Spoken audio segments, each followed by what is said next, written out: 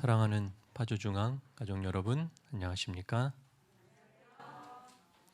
지난 금요일과 안식일에 우리 성도들을 뵙지 못해서 그런지 오늘 더 반가운 것 같습니다. 저만 그런가요?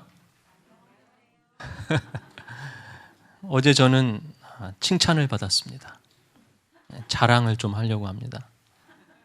한 집사님이 카톡으로 메시지를 보내주셨는데, 눈동자가 맑고 선하신 목사님. 제가 15년 목회하면서 눈동자가 맑고 선한 목사라는 칭찬은 처음입니다. 칭찬은 모두 춤추게 한다고요? 목사도 춤추게 한다.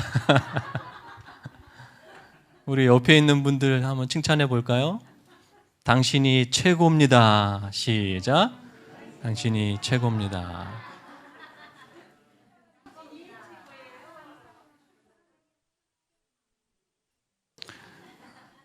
우리 권정혜 목사님 뒤에 우리 교회 방문해 주셨나요? 큰 박수로 환영해 주시기 바랍니다. 오늘도 저는 하나님의 은혜로 이 거룩한 단에 섭니다. 저의 인간의 말이 아닌 오직 하나님의 말씀이 선포되어지기를 간절히 기도합니다. 성경의 맥잡기 17번째 시간입니다.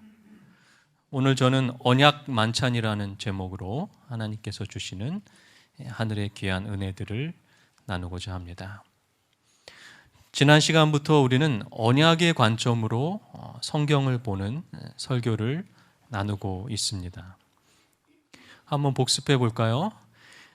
언약 체결식, 고대 근동의 성경시대의 구약시대의 언약 체결식의 중요한 단어들을 뽑은 것인데요, 이 단어들이 구약 성경에 굉장히 많이 반복되어서 사용됩니다. 왜냐하면 성경은 언약의 책이기 때문에 이 언약 체결식에 대한 단어들이 많이 나오는데요, 이 단어들을 차례대로 매번 다 써야 되지만 지난 시간에 말씀드린 것처럼 그 당시 사람들은 이것을 너무나도 잘 알고 있고 언약의 개념 속에서 살고 있기 때문에 많이 생략하고 일부만 사용합니다.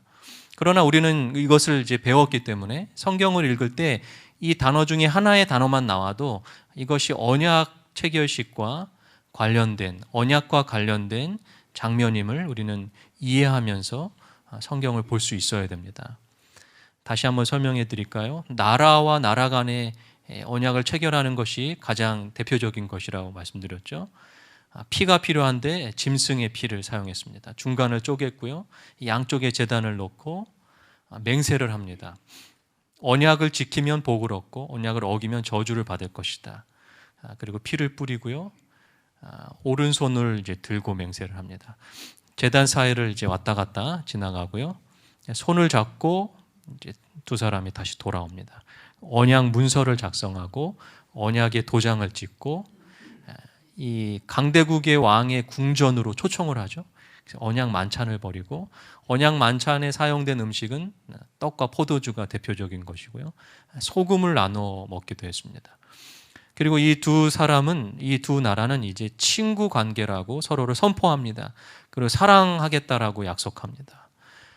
그래서 이 강대국의 나라를 언약주라고 부르고 이 약소국의 나라를 언약종이라고 불렀습니다. 그리고 언약 체결식을 했던 그 장소를, 그 이름을 옛 이름이 아니라 새로운 이름으로 바꾸는 일을 한 것입니다. 이러한 장면이 성경에 굉장히 많이 나오는데요, 지난 시간에 창세기의 장면을 우리가 봤고요, 오늘 예레미야 34장에도 나오는데요, 제가 읽어보겠습니다. 송아지를 둘로 쪼개고, 자, 이 동물이 둘로 쪼개지는 장면이 이제 나오면 이제 바로 이제 뭐가 떠올라요? 이제 언약을 체결하는구나. 그 두 조각 사이로 지나매 내 앞에 언약을 맺었으나 그 말을 실행하지 아니하여 내 계약을 어긴 그들을. 성경에서 언약이라고 하는 단어, 메리트라고 하는 이 단어가 계약, 언약 이렇게 단어로 번역이 되어 있습니다. 그래서 어떤 곳에는 계약이라고도 쓰이고 어떤 곳은 언약이라고도 쓰입니다. 그 송아지 두 조각 사이로 지난 유다 고관들과 예루살렘 고관들과 내시들과 제사장들과 이 땅 모든 백성을 내가 그들의 원수의 손과 그들의 생명을 찾는 자의 손에 넘기리니, 그러니까 언약을 어겼을 때의 저주를 선포하는 것이죠. 그들의 시체가 공중의 새와 땅의 짐승의 먹이가 될 것이다. 이것을 언약 체결식을 알지 못하면 이 구절이 전혀 이해가 되지가 않아요. 이사야서에도 나오는 한 대목인데요. 이 성경절에서 여러분들 언약 체결식의 단어를 찾으셔야 되는데, 제가 읽어보겠습니다. 그러나 나의 종 너 이스라엘아, 내가 택한 야곱아, 너의 벗 아브라함의 자손아, 내가 땅 끝에서부터 너를 붙들며 땅 모퉁이에서부터 너를 부르고 내게 이르기를 너는 나의 종이라, 내가 너를 택하고 싫어하여 버리지 아니하였다 하였노라. 자, 여기서 많은 단어들이 생략됐지만 두 가지의 단어를 찾을 수 있는데요. 하나는 뭐예요? 친구, 하나는 또 종이라고 하는 단어입니다. 이러한 단어들이 나왔을 때에 우리는 이제 언약의 관점으로 성경을 이해할 수 있게 되는 거야. 선지서들을 언약의 관점으로 보면 아주 쉽게 이해할 수 있습니다. 하나님께서 이스라엘을 종이라고 친구라고 말씀하신 것은 언약을 맺으신 거야. 그런데 이 친구라고 하는 이 표현이 우리가 지금 사용하는 친구의 차원이 아니잖아요. 그죠? 성경에 나오는 친구는 언약 관점에서의 친구예요. 그래서 이것을 우리가 생각하는 친구로 이해하면 문제가 발생하는 거예요. 언약 체결식을 할 때 서로 선포했던 친구라고 하는 이 단어가 여기서 이제 사용된 것입니다. 이 종이라고 하는 단어도 우리가 생각하는 종이 아닙니다. 노예가 아니죠. 언약 종을 말하는 거예요. 언약 종과 그냥 종은 정말 큰 차이가 있습니다. 언약 종은 언약을 맺고 자발적으로 충성하는 종을 말하는 거예요. 그래서 이스라엘과 하나님이 그런 언약주와 언약종의 관계를 맺고 있다는 것을 말씀하고 계시는 거예요. 자, 그러면 이제 요한복음 15장 15절에 예수님의 이 말씀도 이해가 되는 거예요. 여러분, 구약 성경만 언약의 관점으로 쓰여진 것이 아니고 신약 성경에서도 똑같이 예수님이 언약의 관점으로 말씀을 많이 하셨어요. 자, 제가 읽어보겠습니다. 너희가 나의 명하는 대로 행하면 곧 나의 누구라? 친구라. 이제부터는 너희를 종이라 하지 아니하리니 종은 주인이 하는 것을 알지 못함이라. 너희를 친구라 하였노니 내가 내 아버지께 들은 것을 다 너희에게 알게 하였음이라. 이 말씀을요, 언약의 관점으로 이해하지 않으면 잘 이해가 되지 않아요.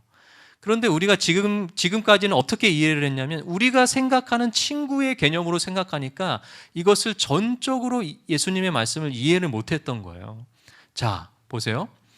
우리가 예수님과의 언약을 지키면 당연히 언약 종이 되고 예수님이 언약 주가 되시는 거예요. 그래서 우리는 예수님의 친구가 되는데 이 친구라고 하는 표현이 예수님께서 우리가 생각하는, 우리가 말하는 친구가 아니고 언약주와 언약종의 관계에서의 친구를 설명하신 거예요. 주인의 일을 아는 종이 있고 모르는 종이 있다고 말씀하셨는데 주인의 일을 아는 종은 바로 언약종이고요. 주인이 하는 것을 알지 못하는 종은 언약종이 아니라 노예 같은 종을 말하는 것입니다. 여기서 예수님은 언약주가 되시고 모든 일을 알려주는 그러한 언약주의 친구로 예수님께서 말씀을 하시는 것입니다. 자, 다시 한번 언약 체결식을 떠올려 보세요. 강대국과 약소국이 이제 언약을 체결했습니다. 그런데 약소국에 전쟁이 일어났다고 생각해 보는 거예요. 약소국은 지금까지 단 한 번도 이겨본 적이 없어요. 약한 나라였기 때문에. 그러면 가장 먼저 이들이 해야 할 일은 무엇입니까? 누구를 찾아가야 돼요? 언약주를 찾아가야 돼요. 강대국을 찾아가는 거야. 이 언약종의 나라가 백성들을 모아놓고 자, 우리가 한번 열심히 싸워보자. 이렇게 왕이 말하면 안 돼요. 어차피 질 거예요. 그렇기 때문에 언약종의 나라는 가장 먼저 해야, 어려운 상황에 처했을 때 가장 먼저 해야 할 일이 뭐예요? 언약주를 찾아가는 거예요. 그리고 언약을 기억하는 거예요. 다른 생각, 다른 행동을 할 필요가 없어요. 마찬가지로 언약주도 언약 종들이 와서 부탁을 할 때에 자신이 했던 언약을 떠올리고 기억한 다음에 그대로 해주는 거야. 핑계를 댈 수가 없는 거야. 이것이 바로 기도예요. 여러분, 기도라고 하는 것을 우리가 언약의 개념으로 이해하면 이렇습니다. 언약 종인 우리가 언약 주인 하나님에게 언약을 근거로 해서 요청을 하는 행위가 바로 기도예요. 기도를 언약의 관점으로 이해하면 매우 명확하고 확실하게 그 기도가 다가와요. 여러분, 우리가 힘들고 어려운 일이 생길 때 자꾸 우리 힘으로 뭔가 하려고 하죠. 근데 돼요, 안 돼요? 언약 종은 그게 안 돼요. 그러면 다른 생각할 필요 없어요. 누구를 찾아가야 돼요? 언약주이신 하나님을 찾아가면 돼요. 그게 기도예요. 그게. 언약을 하나님과 우리가 맺었기 때문에 우리는 하나님께 당당히 요구할 수 있는 거예요. 그렇기 때문에 우리가 여러분 기도할 때에 당당하게 기도하세요. 하나님이 저와 언약을 맺으셨지 않습니까? 저의 기도를 들어주십시오. 우리가 이런 언약의 개념 안에서 기도를 드릴 수 있어야 돼요. 그래서 우리가 기도하기 전에 우리가 반드시 하나님과 지금 언약 관계에 있다는 것을 기억하게 되시기를 바랍니다. 믿음이라고 하는 것도 똑같은 거예요. 우리가 전도할 때 하나님을 믿으세요라고 말하지만 그 듣는 사람의 입장에서는 굉장히 막연해요. 하나님을 도대체 어떻게 믿으라는 거야? 근데 어떻게 이야기해야 돼요? 하나님이 당신과 언약을 맺으셨고 당신을 구원하기 위해서 하나님의 생명을 주셨으니까 이 언약을 믿으세요 라고 말해야 되는 거예요. 하나님이 우리와 언약을 맺으신 거예요. 믿음이라고 하는 것은 하나님 나라의 약속들을 하나님의 생명을 걸고 받아들이는 것이 그것이 믿음이에요. 언약의 관점으로 믿음을 바라보면 매우 분명하고 명확하게 믿음이 받아들여져요. 그런데 많은 사람들이 믿음을 오해하고 있어요. 믿음이라고 하는 것이 적극적인 사고방식이나 긍정적인 생각 차원으로 생각해요. 자신의 의지나 결단력이라고 착각하고 있어요. 성경적인 믿음은 결코 자신의 힘이나 노력에 의해서 얻어지는 것이 아니에요. 그런데 우리는 믿음을 그렇게 생각하고 있어요. 내가 무언가를 해야 되는 것이 믿음이라고 생각해요. 여러분, 만약에 여러분들 주변에 믿을 수 있는 친구가 있다면 그것은 여러분들이 노력해서 그 사람을 믿는 것입니까? 아니죠. 그것은요, 내가 그렇게 믿으려고 믿은 것이 아니고 그 친구가 나에게 그러한 믿음을 주었기 때문에 자연스럽게 믿어지는 거예요. 그렇죠? 그러므로 하나님을 믿는 믿음도 하나님이 우리와의 언약을 신실히 지켜주심을 말씀을 통해서 보니까 믿음이 뭐 하는 거야? 생기는 거야. 그래서 로마서 10장 17절에 바울이 이렇게 이야기하는 거야. 그러므로 믿음은 들음에서 나며 들음은 그리스도의 말씀으로 말미암았느니라. 이 말씀이 언약의 관점으로 보지 않았을 때에는 잘 와닿지가 않았어요. 믿음이 왜 들음에서 나요? 근데 언약의 관점으로 보니까 말씀 속에 나타난 언약의 하나님을 발견할 때 믿음이 생기더라니까요. 믿음의 출발점은 나에서부터 시작되는 것이 아니라 하나님으로부터 출발되는 거예요. 우리가 그리스도의 말씀을 묵상하고 암송하는 것은 우리가 흔들릴 수밖에 없는 우리의 믿음을 흔들리지 않게 하는 힘이 되어주는 거예요. 우리가 우리의 힘으로 믿으려고 하면 절대 믿어지지가 않아요. 그리고 계속 흔들리게 돼 있어요. 우리의 현실에서는 이 약속이 이루어질 것 같지 않더라도 하나님이 분명히 손들고 언약 체결식을 우리랑 맹세하셨기 때문에 목숨 걸고 하셨기 때문에 반드시 이루어질 것이라고 믿는 것이 진정한 믿음.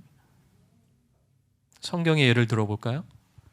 아브라함이 창세기 15장 5절 6절에 보면 하나님이 아브라함을 밖으로 데리고 나가셨어요. 하늘을 보여주시면서 이 수많은 별들이 너의 자손이 될 것이다. 근데 여러분, 이 지금 상황을 생각해 보세요. 아브라함이 생각했을 때 지금 상황은요, 자식이 없어요. 땅도 한 평도 없어요. 그런데 아브라함이 뭐라고 하냐면요, 6절에 아브라함이 여호와를 뭐하니? 믿으니 여호와께서 이를 그의 공의로 여겨주셨다. 이것을 언약의 관점으로 보게 되면 이해가 되는 거야. 아브라함이 믿을 만한 전혀 아무런 조건이 되지가 않아요. 그런데 아브라함은 하나님과의 언약을 근거로 해서 믿은 거야. 그랬더니 하나님께서 그 아브라함을 의롭게 여겨주셨다. 그래서 성경의 이 의라고 하는 것은 하나님의 약속이 현실적으로는 성취되지 않을 것처럼 보일지라도 여전히 하나님의 약속을 100% 신뢰하고 믿는 것을 의라고 말하는 거야.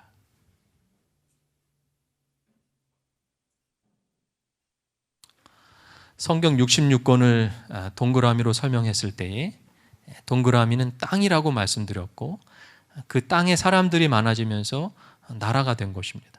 그러므로 성경은 땅의 이야기이고 나라의 이야기라고 말씀드렸어요. 성경은 하나님의 나라를 회복하는 이야기죠. 그러므로 언약은요, 결국 하나님의 나라에서 빼앗겨버린 하나님의 나라에 있던 하나님의 백성들을 사단으로부터 빼앗겨버렸잖아요. 그 빼앗겨버린 백성들을 언약주의이신 하나님께서 다시 언약을 맺으셔서 사단의 공격으로부터 보호해 주시고 결국은 하나님의 나라로 데려오시겠다라고 하는 약속이 언약인 거예요. 그러므로 언약과 하나님의 나라는 깊은 관계를 가지고 있습니다. 마태복음 25장 34절을 보면요, 그때의 임금이 그 오른편에 있는 자들에게 이르시되 내 아버지께 복 받을 자들이여 나와 창세로부터 너희를 위하여 예비된 나라를 상속하라. 복이라고 하는 단어, 나라라고 하는 단어가 나오면 이게 언약에 관한 이야기임을 우리가 이제 알 수 있게 돼요. 창세로부터 예비된 나라, 이게 하나님의 나라예요. 창조 때부터 재림 이후에까지 계속 지속될 나라가 하나님의 나라라는 거예요. 그래서 예수님께서 이 나라를 이렇게 설명하신 거예요. 이 나라는 창조 때부터 지금까지 그리고 계속해서 이루어질 하나님의 나라의 회복의 역사를 위해서 내가 이곳에 온 것이다 라고 말씀. 자, 여러분, 한 나라를 구성하려면 세 가지 요소가 필요한데요, 국가의 3요소죠. 국민, 영토, 주권. 그런데 이 세 단어를 성경의 용어로 바꾸면 시, 땅, 뜻이 됩니다. 그런데 여기서 하나를 더 추가해야 되는데요, 왜냐하면 하나님의 나라는 왕국이에요. 하나님이 왕이시고 우리는 백성이 되는 것입니다. 이 민주주의하고는 달라요.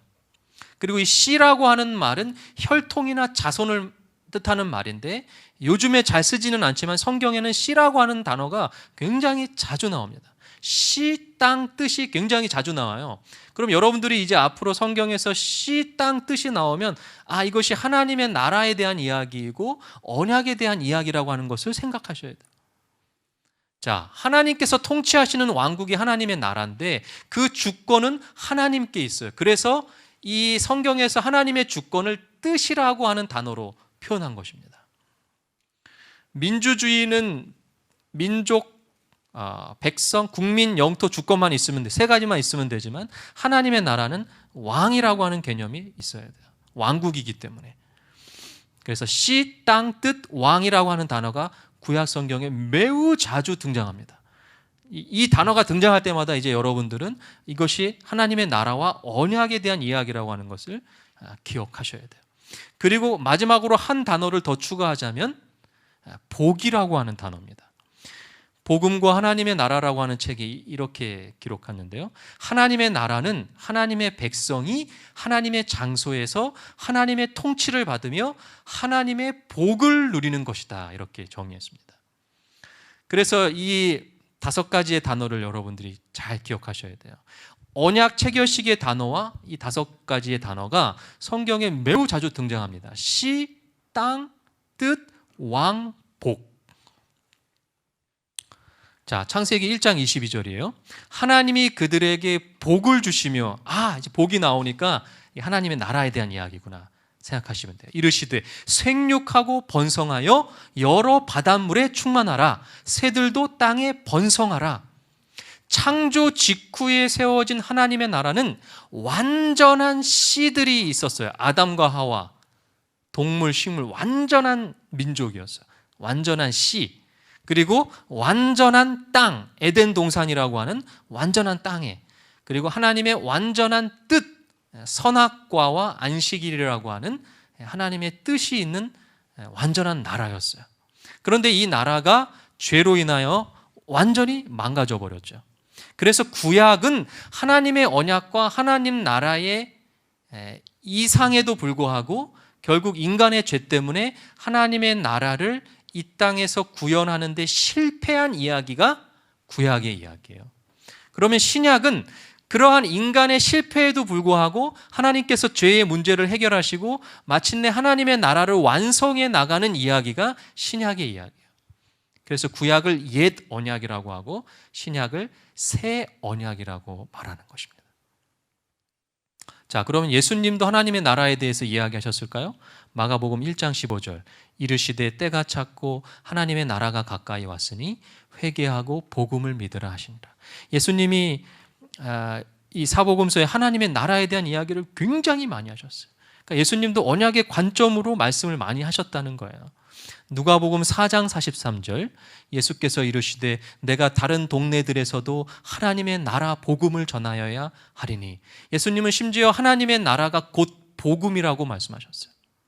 자, 이제 우리는 언약 체결식의 단어들과 함께 씨, 땅, 뜻, 왕, 복, 이 한 글자로 된 단어들을 반드시 기억하시고 여러분들이 구약 성경을 보시면 구약 성경을 이해하는 데 너무나도 큰 도움이 되는 것입니다. 자, 다시 언약 체결식으로 돌아오겠습니다. 이 언약 체결식의 단어들 가운데에서 오늘 설교의 제목인 언약 만찬이라고 하는 단어를 주목하려고 합니다. 성경에 언약 만찬에 대한 내용이 정말 나오는지를 살펴보려고 그래요. 자, 우선 창세기 26장 28절부터 30절입니다. 그들이 이르되 여호와께서 너와 함께 계심을 우리가 분명히 보았으므로 우리의 사이 곧 우리와 너 사이에 맹세하여, 그죠? 맹세 나와죠? 너와 계약, 언약입니다. 맺으리라. 너는 우리를 해하지 말라. 이는 우리가 너를 범하지 아니하고 선한 일만 내게 행하여 내가 평안히 가게 하였음이니라. 이제 너는 여호와께 복을 받은 자니라. 많은 부분이 생략됐어요. 그러나 이 장면이 지금 언약 체결식의 장면이라고 하는 걸 이제 우리는 알게 된 것입니다. 30절에 보면요, 이삭이 그들을 위하여 무엇을 베풀었다고 그랬어요? 잔치를 베풀었다. 자, 이삭과 아비멜렉이라고 하는 민족이 언약 체결식을 한 거예요. 그런데 많은 부분이 생략이 됐어요. 그런데 마지막 언약 만찬을 기록을 해놨는데 이삭이 더 강한 쪽 언약주였기 때문에 이삭이 그 민족들을 초청해서 언약 만찬을 벌이는 장면이 성경에 나오는 것입니다.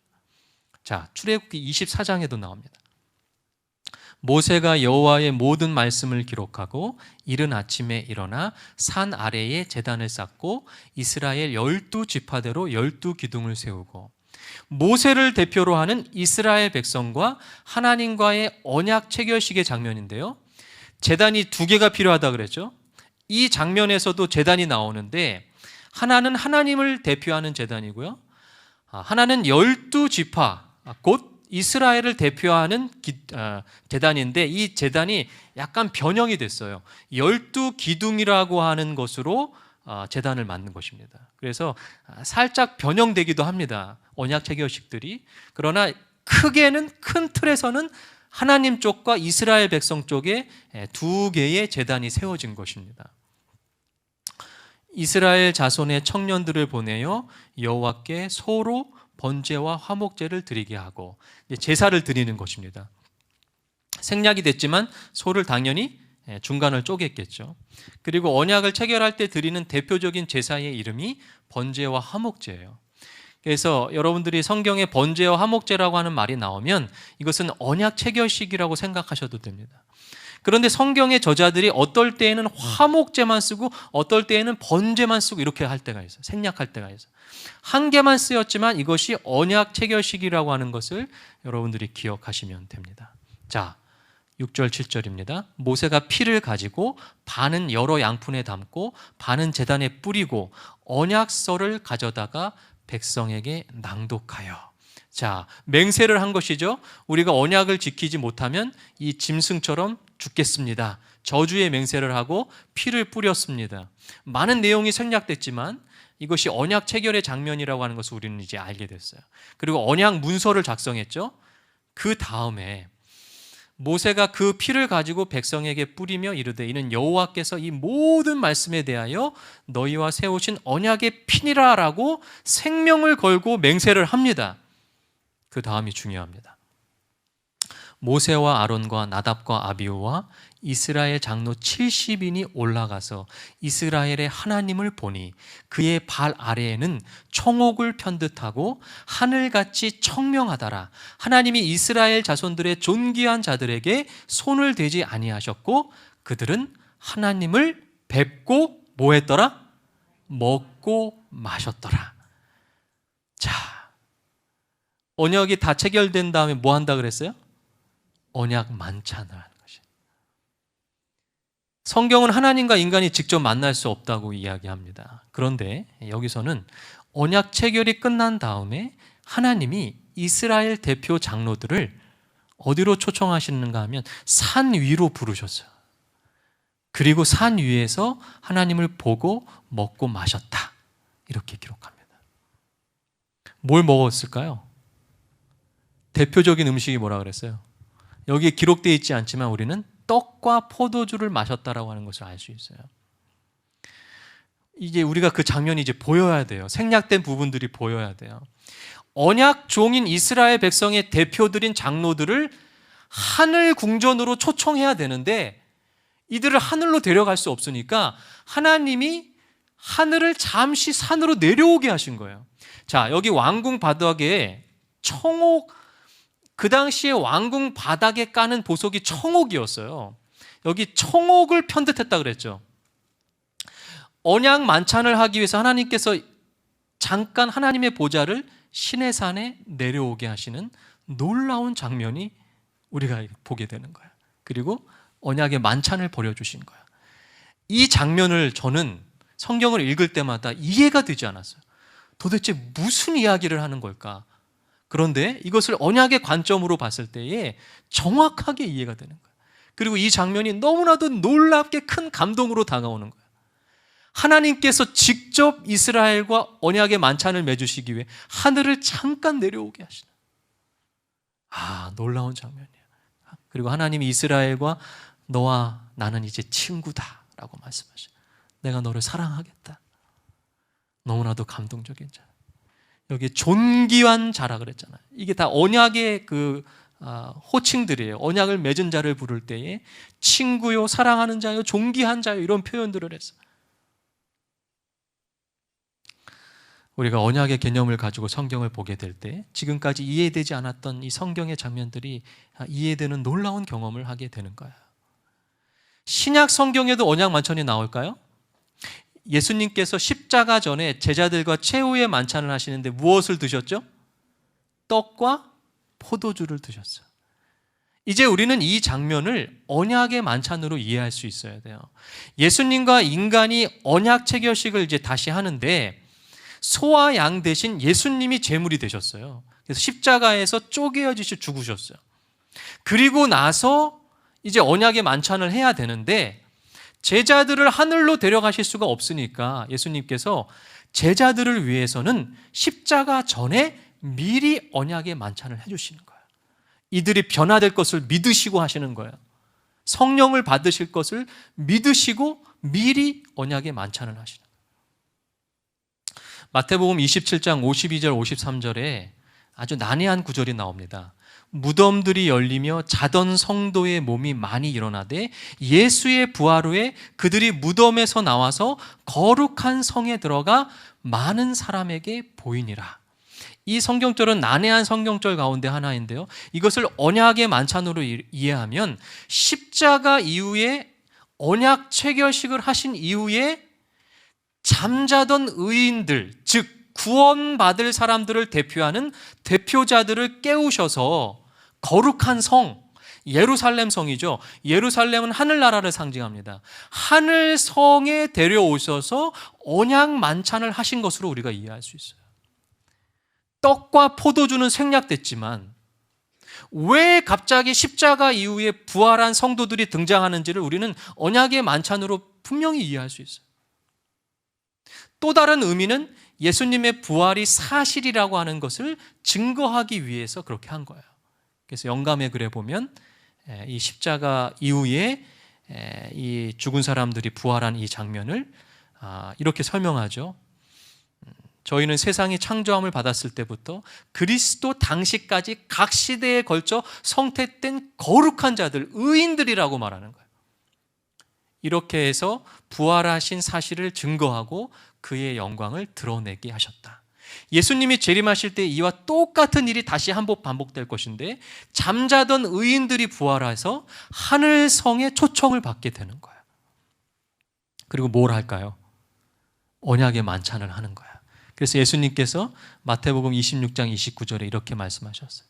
그러나 너희에게 이르노니 내가 포도나무에서 난 것을 이제부터 내 아버지의 나라에서 새 것으로 너희와 함께 마시는 날까지 마시지 아니하리라. 이 말이 언약의 관점으로 봤을 때 이해가 돼요. 왜 이런 말을 하셨을까? 예수님은 지금 이 땅의 포도주를 마시지만, 이 언약의 만찬을 할 때에는 이 땅의 포도주를 마시지만 하나님의 나라에서 진짜 언약의 만찬을 할 때에는 하늘에서 나는 포도주를 함께 마실 것이다. 여기서 포도주는 당연히 술이 아니라 주스죠. 성경 시대에는 포도즙도 포도주라고 불렀어요. 그렇게 이해하시면 돼요. 이 경계가 모호했기 때문에. 그러므로 우리가 성만찬 예식을 할 때에 이 예식을 할 때 우리가 떡과 포도즙을 마실 때에 여러분들이 하늘에서 경험할 언약의 만찬을 이 땅에서 미리 경험한다고 생각하시는 거예요. 그러면 이 성만찬 예식이 얼마나 감동적인 예식. 우리가 성만찬 예식을요, 예수 그리스도의 십자가의 죽으심으로만 자꾸 생각을 하잖아요. 근데 그것은 전체적인 이해가 아닌 것이에요. 언약의 만찬으로 이것을 이해할 때 우리가 성만찬 예식을 더 감동적이게 이해할 수 있어요. 그래서 계시록 19장 9절에 보면 천사가 내게 말하기를 기록하라. 어린 양의 혼인잔치에 청함을 받은 자들아. 계시록은 하늘에서의 언약의 만찬의 이름을 뭐라고 표현했어요? 어린 양의 혼인잔치라고 표현했어요. 어린 양은 예수님이고 구원을 얻어 예수님과 진정으로 하나 된 하늘 백성들과 예수님이 결혼을 하는 거예요. 그것이 재림이에요. 그래서 하늘로 데려가시는 거예요. 거기서 피로 연을 하는데 그것이 바로 어린 양의 혼인잔치인 언약의 만찬이라는 거예요. 이 예수님 당시의 결혼식은요, 신랑이 신부를 데리러 와요. 그래서 이 열처녀의 비유에서 나오죠. 신랑이 신부를 데리러 와요. 예수님이 우리를 데리러 오세요. 그래서 우리를 데리고 하늘로 가세요. 그게 결혼식이에요. 그런데 그 하늘에서 뭘 하시냐면 피로연을 하는데 그것이 바로 언약의 만찬, 어린 양의 혼인잔치예요.